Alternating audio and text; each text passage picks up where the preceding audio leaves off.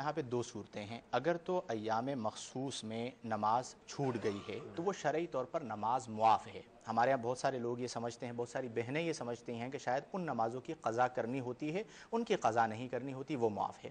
لیکن عام حالات میں اگر شاپنگ کے دوران یا کسی پروگرام کے دوران آپ کی نماز رہ گئی تو پہلے یہ بات آپ سمجھ لیجئے کہ ترک صلاۃ اشد ترین گناہ کبیرہ ہے. صرف گناہ کبیرہ نہیں بلکہ شدید ترین گناہ کبیرہ ہے.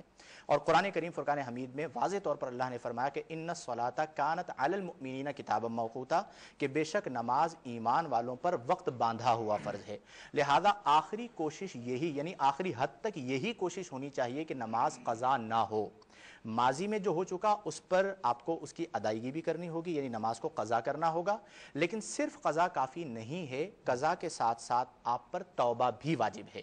اور توبہ کیا ہے کہ مستقبل میں نماز نہ چھوڑنے کا عزم صمیم ہو. بعض اوقات یہ ہوتا ہے کہ ہمارے دل میں ہوتا ہے چلے جی نماز رہ گئی ہے نا، بعد میں پڑھ لیں گے. تو یہ رہ گئی ہے، یہ کوئی چھوٹی بات نہیں ہے، یہ بہت بڑی بات ہے اور یہ اشد ترین گناہ کبیرہ ہے. اور بعد میں جو آپ قضا کرتے ہیں یہ اس کا کفارہ تو نہیں بنتی، اس کے ساتھ ساتھ آپ پہ توبہ بھی واجب ہوتی ہے. لہذا ہماری بہن کی جو ماضی کی نمازیں اس طرح رہ چکی ہیں ان کو قضا کریں، قضا کرنے کے ساتھ ساتھ توبہ کریں اور پھر اس کے بعد عزم صمیم کریں کہ آئندہ کسی بھی وجہ سے میری نماز انشاءاللہ قضا نہیں ہوگی.